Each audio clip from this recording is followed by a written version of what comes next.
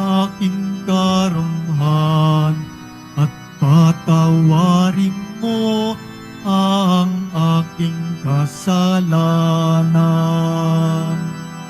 Ako'y kaawaan, o mahal kong Diyos, ayon sa iyong kagandahang loob. Mga kasalanan ko'y iyong pawiin, ayon din sa iyong pag-ibig sa akin. Sa ngalan ng Ama at ng Anak at ng Espiritu Santo. Amen. Sumainyo ang Panginoon. At sumaiyo rin. Mga kapatid, aminin po natin ang ating mga kasalanan upang marapat tayong gumanap sa banal na pagdiriwang. Inaamin ko Sa makapangyarihang Diyos at sa inyo mga kapatid, na lubha kong nagkasala sa isip, sa salita, sa gawa, at sa aking pagkukulang. Kaya isinasamo ko sa mahal na Birheng Maria, sa lahat ng mga anghel at mga banal, at sa inyo mga kapatid, na ako'y ipanalangin sa Panginoong ating Diyos. kaawaan tayo ng makapangyarihan Diyos, patawarin tayo sa ating mga kasalanan, at patnubayan tayo sa buhay na walang hanggan. Amen. Panginoon, kaawaan mo kami. Panginoon, kaawaan mo kami. Kristo, kaawaan mo kami. Kristo, kaawaan mo kami. Panginoon, kaawaan mo kami. Panginoon, kaawaan mo kami. Manalangin tayo.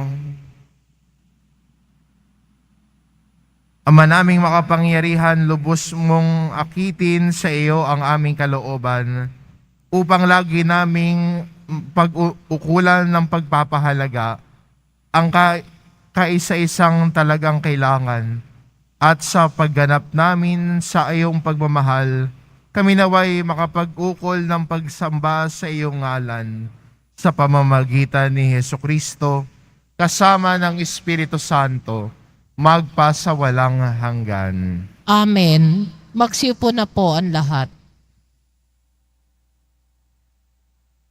Pagbasa mula sa aklat ng Deuteronomio. Sinabi ni Moises sa mga tao, "Ngayon ay ibinigay nga sa inyo ng Panginoon ang mga tuntuning ito. Sundin ninyo ito ng buong puso't kaluluwa. Ipinahayag ninyo ngayon sa Panginoon na inyong Diyos. Lalakad kayo ayon sa kanyang daan, susundin ang kanyang mga tuntunin at didinggin ang kanyang tinig. Ipinahayag naman niya sa inyo na kayo ay kanyang bayan, tulad ng kanyang pangako, at dapat ninyong sundin ang kanyang mga tuntunin. Palalakihin niya kayo higit sa ibang bansa upang maging kapurihan niya, karangalan at kadakilaan. At tulad ng sabi niya, kayo ay isang bansa na nakatalaga sa kanya." Ang salita ng Diyos. Salamat sa Diyos. Mapalad ang sumusunod sa utos ng poong Diyos. Mapalad ang sumusunod sa utos ng poong Diyos. Mapalad ang mga taong malinis ang pamumuhay. Ayon sa utos ng poon ang gawain araw-araw. Mapalad ang sumusunod sa kanyang kautusan. Buong puso ang pagsunod sa utos na ibinigay. Mapalad ang sumusunod sa utos ng poong Diyos. Ibinigay mo sa amin iyong mga utos upang aming talimahin at sundin ng buong lugod. Gayon ako umaasang magiging tapat. Susundin ang iyong utos, susundin ng buong ingat. Mapalad ang sumusunod sa utos ng poong Diyos. Ang matuwid mong tuntunin habang aking tinatarok. Buong pusong magpupuri, pupurihin kitang lubos. Ang lahat ng iyong utos ay sisikapin kong sundin. Huwag mo akong iiwanan, huwag mo akong lilisanin. Mapalad ang sumusunod sa utos ng poong Diyos. Magsitayo na po ang lahat.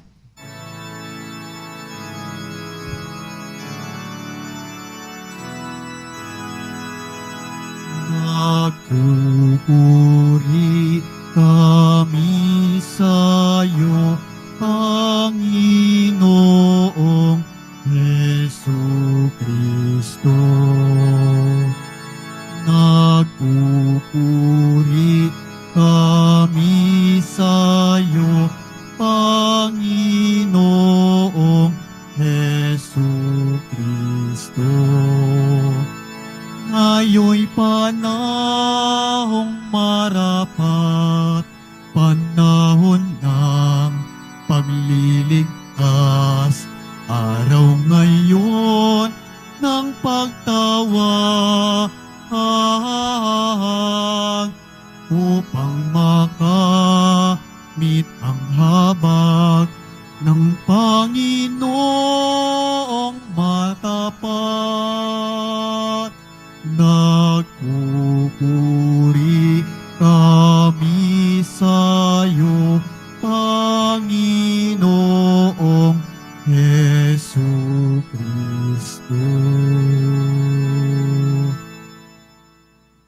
Sumainyo ang Panginoon. At sumaiyo rin. Ang mabuting balita ng Panginoon ayon kay San Mateo. Papuri sa iyo, Panginoon.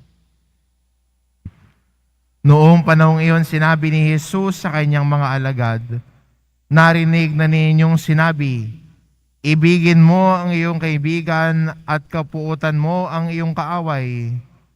Ngunit ito naman ang sabi ko, ibigin ninyo ang inyong mga kaaway at idalangin ninyo ang mga umuusig sa inyo, upang kayo'y maging tunay na anak ng inyong amang nasa langit, sapagkat pinasisikat niya ang araw sa mga masasama at mabubuti, at pinapatak niya ang ulan sa mga banal at sa mga makasalanan.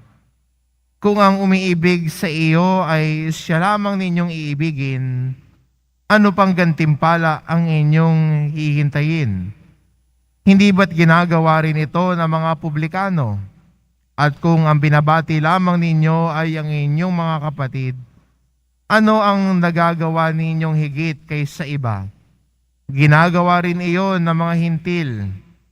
Kaya dapat kayong maging ganap, gaya ng inyong amang nasa langit. Ang mabuting balita ng Panginoon. Pinupuri ka namin, Panginoong Hesukristo. Magsiupo na po ang lahat.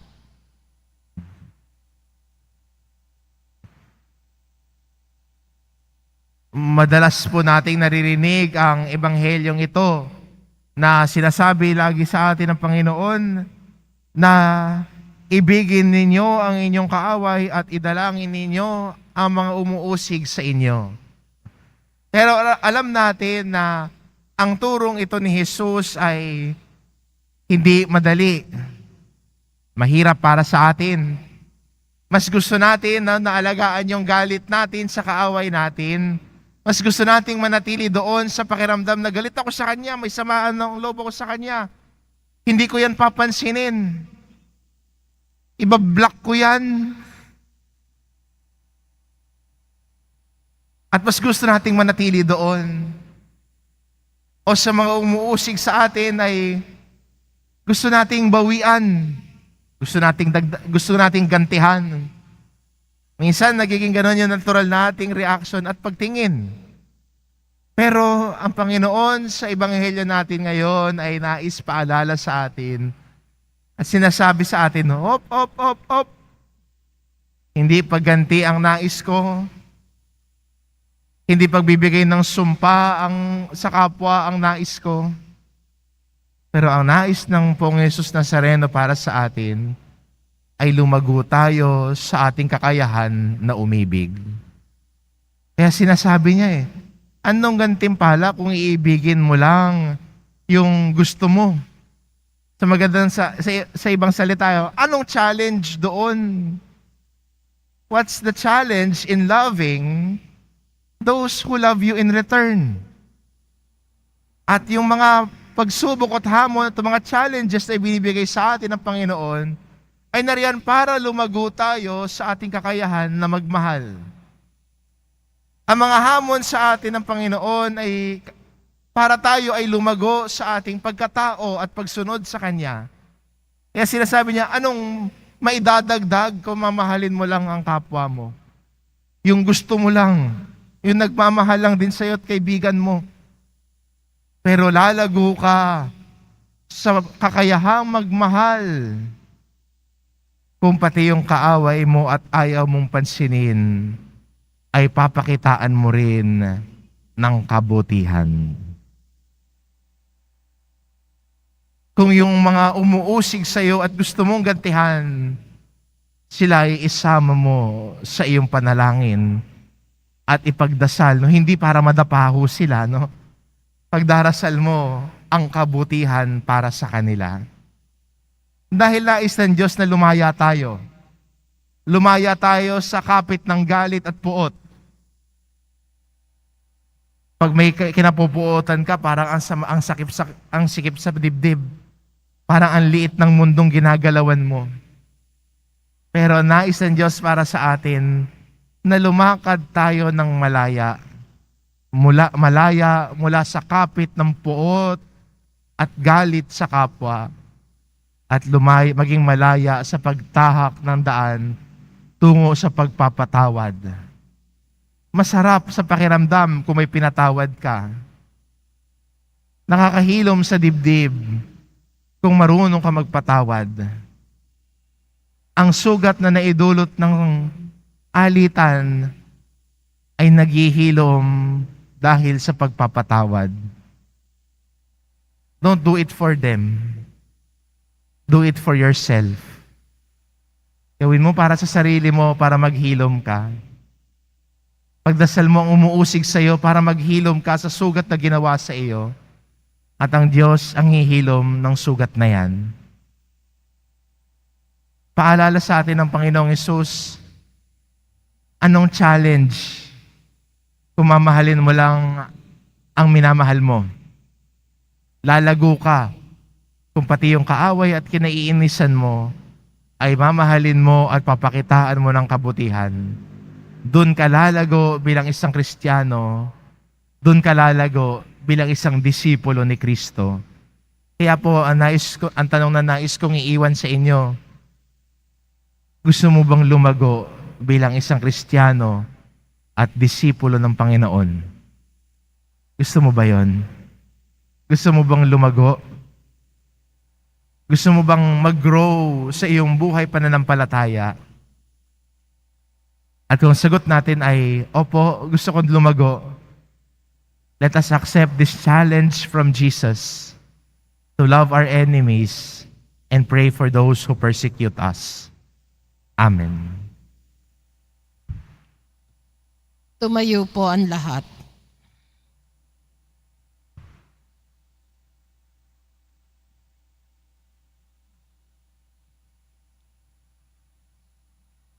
Minamahal ko mga kapatid, taglay ang pagtitiwala, lumapit tayo sa mapagpatawad na Ama, na ang habag sa atin ay walang hanggan at walang katapusan. Ang ating itugon, Panginoon, gawin mo kaming ganap sa iyong pag-ibig. Panginoon, gawin mo kaming ganap sa iyong pag-ibig.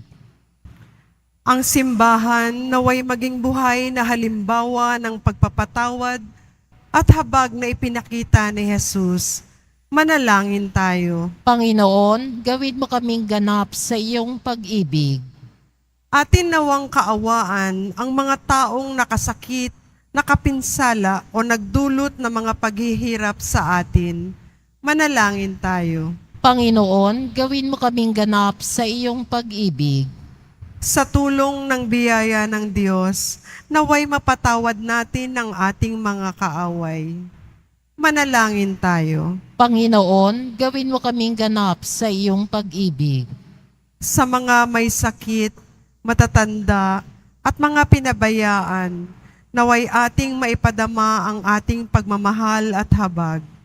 Manalangin tayo. Panginoon, gawin mo kaming ganap sa iyong pag-ibig. Makapangyarihan at mahabaging Ama, pinasasalamatan ka namin sa pagpapatawad na inihandog mo sa pamamagitan ng iyong anak.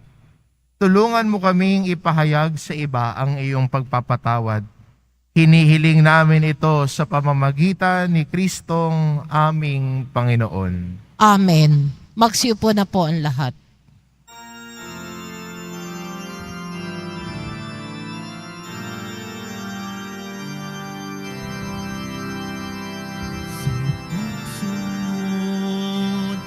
Sa utos mo, nalulugod akong labis. Di masukat ang ganap ko, pagkat aking iniibig. Sa iyo, Ama, aming handog ang tinapay at alak na ito, handog ng iyong bayang sumasamo, humihingi ng patawad mo.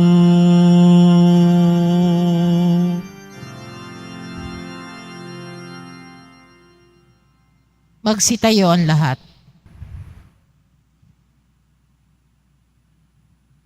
Manalangin kayo mga kapatid upang ang paghahain natin ay kalugdan ng Diyos amang makapangyarihan. Tanggapin nawa ng Panginoon itong paghahain sa iyong mga kamay sa kapurihan niya at karangalan sa ating kapakinabangan at sa buong sambayanan niyang banal. Ama naming lumikha, ang ipinagdiriwang naming banal na paghahain ay maganap nawa sa ikapagpapatawad ng mga kasalanan at mapagindapat na kami maging katambal sa pag-aalay ng iyong anak na aming tagapamagitan kasama ng Espiritu Santo magpasawalang hanggan. Amen. Sumainyo ang Panginoon. At sumaiyo rin. Itaas sa Diyos ang inyong puso at diwa. Itinaas na namin sa Panginoon. Pasalamatan natin ang Panginoong ating Diyos. Marapat na siya ay pasalamatan. Ama naming makapangyarihan, tunay ngang marapat na ikaw ay aming pasalamatan sa pamamagitan ni Hesukristo na aming Panginoon.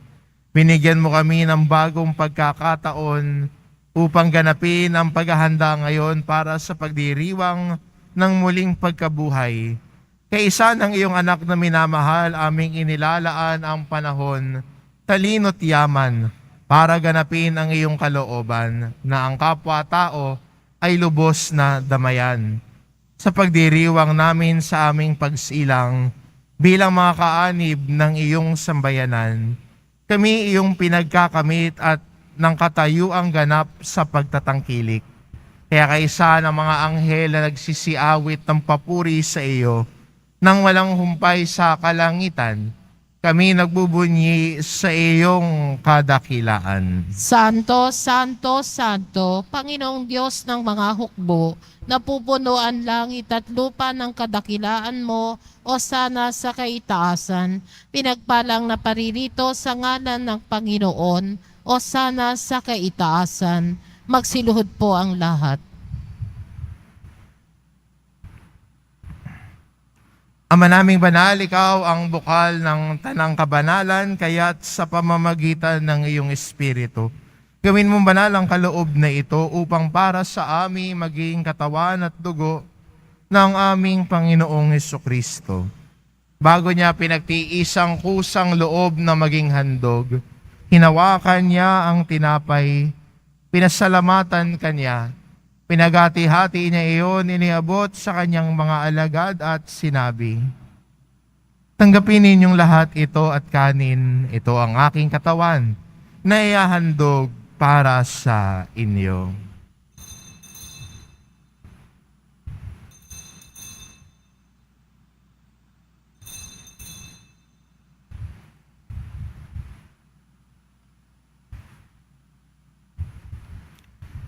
Gayon din naman na matapos ang hapunan, hinawakan niya ang kalis. Muli kanyang pinasalamatan. Iniabot niya ang kalis sa kanyang mga alagad at sinabi, "Tanggapin ninyong lahat ito at inumin ito ang kalis ng aking dugo, ng bago at walang hanggang tipan. Ang aking dugo na ibubuhos para sa inyo at para sa lahat, sa ikapagpapatawad ng mga kasalanan. Gawin ninyo ito sa pag-alala sa akin."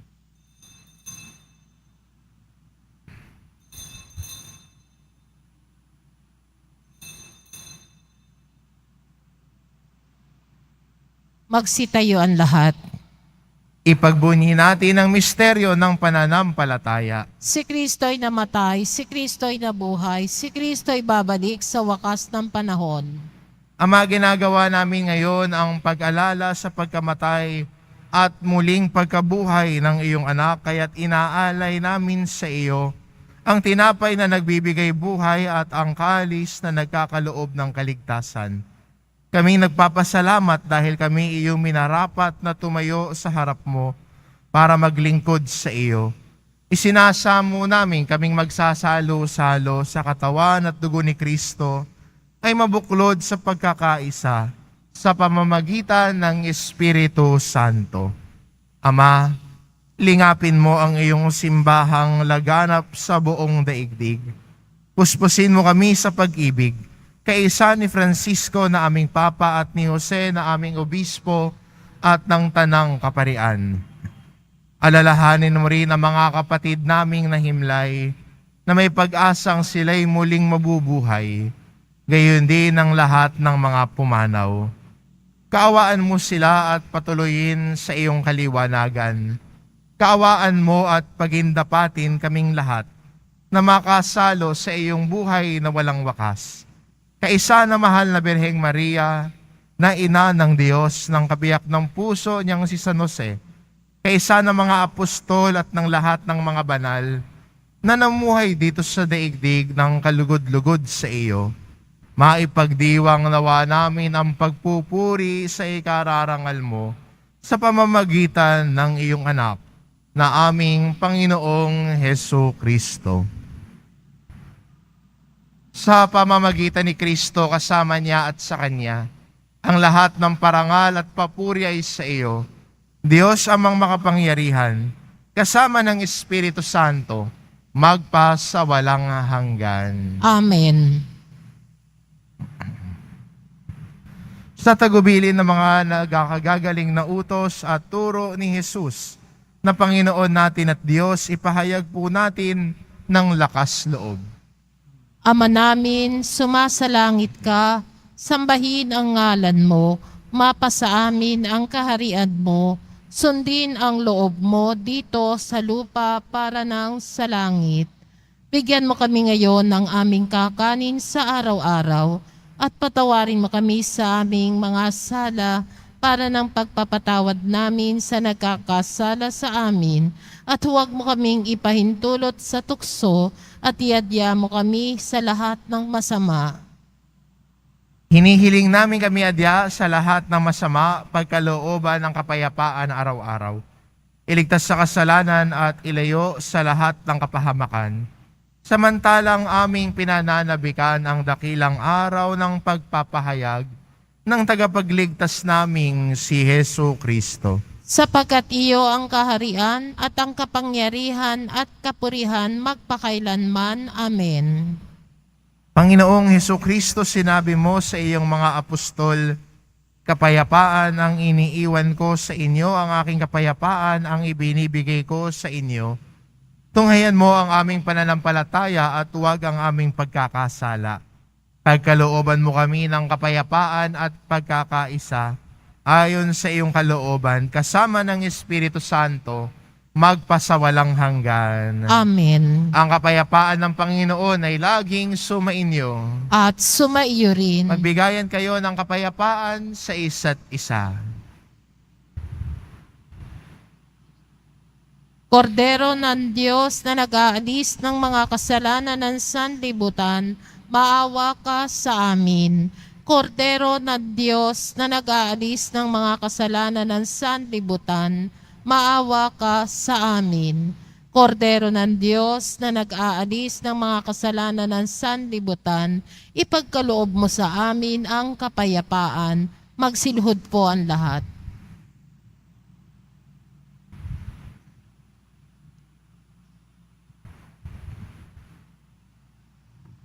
Ito ang kordero ng Diyos, ito nag-aalis ng kasalanan ng sanlibutan. Mapalad ang mga inaanyayahan sa kanyang piging. Panginoon, hindi ako karapat-dapat na magpatuloy sa iyo, ngunit sa isang salita mo lamang ay gagaling na ako.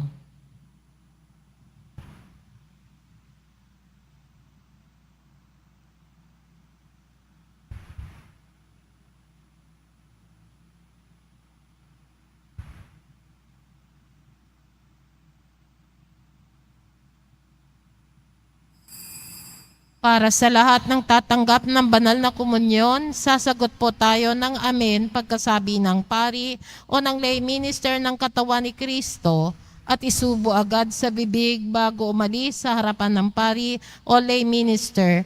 Sumunod po tayo. Maraming salamat po.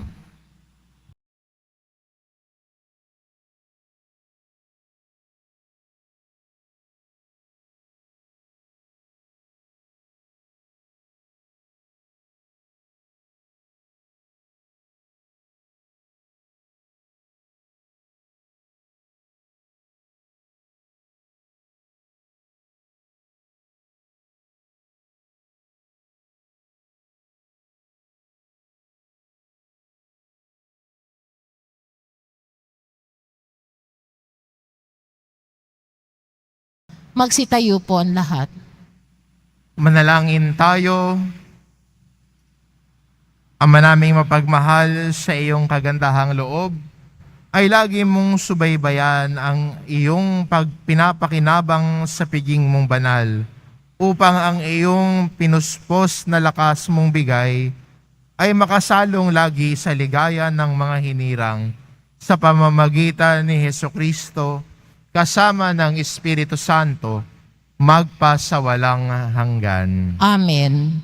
Sumainyo ang Panginoon. At sumaiyo rin. Mahal na pong Jesus Nazareno, inihayag mo sa pamamagitan ng krus ang walang maliw na pag-ibig ng Diyos sa sangkatauhan. Pakinggan mo ang kahilingan ng iyong angka na nagsusumamo sa iyo. Makamtan nawa nila ang iyong katugunan at tanggapin ang kasagutan ng may utang na loob na tinatanaw. Basbasan din po ninyo ang mga may dala-dala nilang imahin at dasalan sa pamamagitan ng bendisyon na ito, naway maalala nila ang mga pangako nila noon sa binyag, na ikaw ang kanilang iibigin at pagdilingkuran bilang Panginoon magpasawalang hanggan. Amen. At pagpalain kayo ng ating mapagmahal na Diyos, ang Ama at ang Anak at ang Espiritu Santo. Amen. Humayo kayo, taglay ang kapayapaan ng poong Jesus Nazareno. Salamat sa Diyos.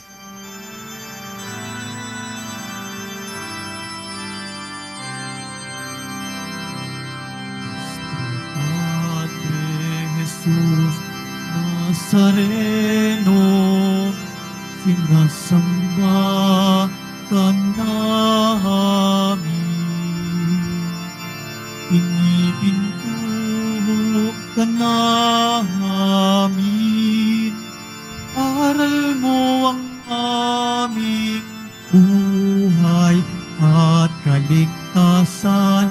Nuestro Padre Jesus Nazareno, iligtas mo kami sa kasalanan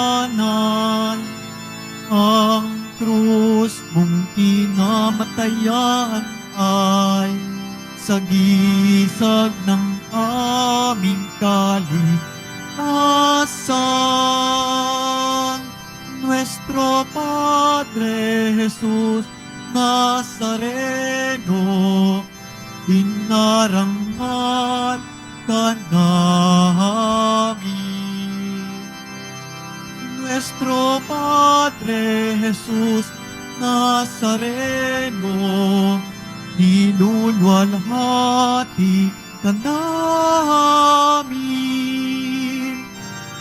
Nuestro Padre Jesus Nazareno, dinarangal ka namin.